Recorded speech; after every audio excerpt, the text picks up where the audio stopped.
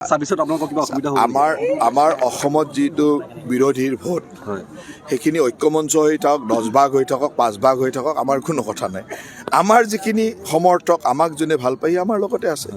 এতিয়া আমাৰ বিপক্ষে থকা লোকখিনি 5 ভাগ হৈ থাকক 2 ভাগ হৈ থাকক 1 ভাগ হৈ থাকক সেইটোৰ লগত আমাৰ কি কথা আছে। কংগ্ৰেছৰ লগত থাকক, ৰাইজৰ দলৰ লগত থাকক, UDFৰ লগত থাকক, আমাৰ কি প্ৰব্লেম আছে? আমাৰতো একো প্ৰব্লেম নাই। ছাৰ, আজিৰ পৰা 12 দিন গুৱাহাটীত পানী যোগান বন্ধ হ'ব। এই ক্ষেত্ৰত গুৱাহাটীত যি 12 দিন নহয়, মাজে মাজে সময়ে সময়ে বন্ধ হ'ব। কাৰণ আমি যি আগৰ পাইপলাইনটো আছিলে সেই পাইপলাইনত আমি এতিয়া ৰবটিক ছাৰ্ভে কৰি আছোঁ।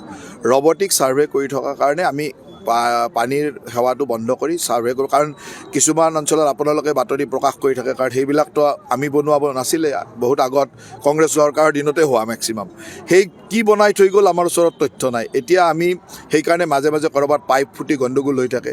সেই বস্তুখিনি ভালকৈ চাবৰ কাৰণে যাতে ভৱিষ্যতে এনেকুৱা ধৰণৰ অঘটন নঘটে, তাৰ কাৰণে আমি পাইপৰ ভিতৰে ৰবটিক ছাৰ্ভে কৰিব বিচাৰিছোঁ।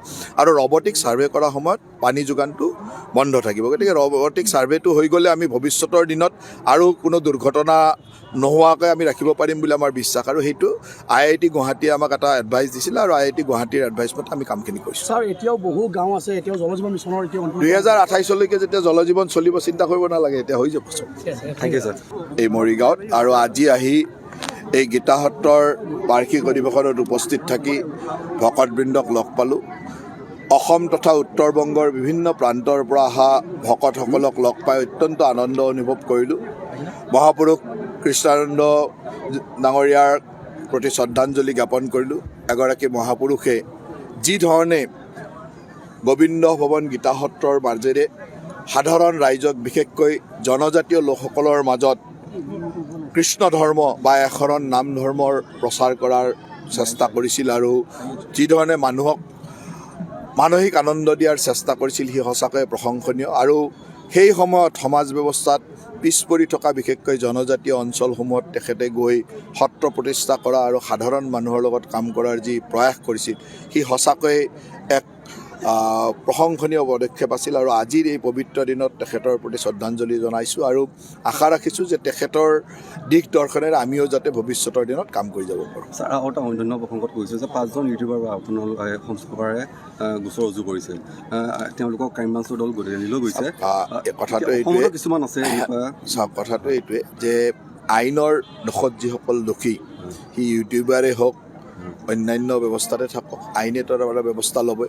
আৰু এইটো ঠিক আপোনালোকে দেখিছে যে ছ'চিয়েল মিডিয়াৰ ব্যৱস্থাটোৱে বিশেষকৈ এই ধৰণৰ কিছুমান ব্যৱস্থাত যথেষ্ট সামাজিকভাৱে ক্ষতি হোৱা কাম আমি দেখিবলৈ পাইছোঁ। আৰু সমাজখন ঠিক কৰিব লাগিলেতো এনেকুৱা ক্ষেত্ৰত কিছু চৰকাৰখন কঠোৰ হ'ব লাগিব। অসমত এনেকুৱা হ'ব নেকি? অসমৰ কিছুমান আছে, সমাজ যোনে নষ্ট কৰিব খোজে তাৰ বিৰুদ্ধে কাম কৰাটো চৰকাৰৰ দায়িত্ব, সেইটো কৰিব লাগিব।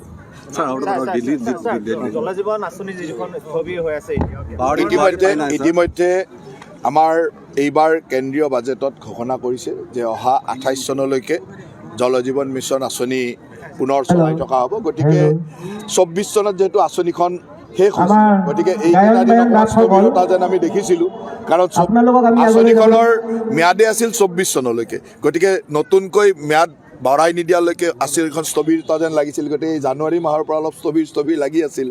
কিন্তু ইতিমধ্যেই কেন্দ্ৰীয় বাজেটত 28 চনলৈ চলাব বুলি যেতিয়া ঘোষণা কৰিলোঁ, আগৰ দৰে আকৌ তীব্ৰ গতিত চলি থাকিব। এতিয়া আৰু স্থবিৰতা নাই।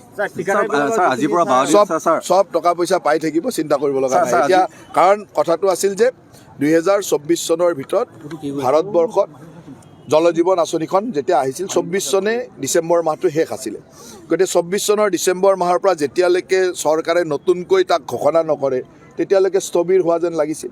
এতিয়া চৰকাৰে বাজেটত ঘোষণা কৰি দিলে যে অহা বছৰৰ পৰা আৰু 2028 চনলৈ জল জীৱন মিছন আঁচনিখন চলিব। গতিকে ইয়াত আৰু চিন্তা কৰিব লগা নাই, সেই আগৰ দৰে চলি থাকিব। ছাৰ, দিল্লীত আপোনালোকৰ বিৰোধী ঐক্যমঞ্চই যেতিয়া আপোনালোকে বিজেপি দখল কৰিলে, বিৰোধী ঐক্যমঞ্চ এতিয়া আকৌ একত্ৰিত হোৱা এটা হেৰি হৈছে।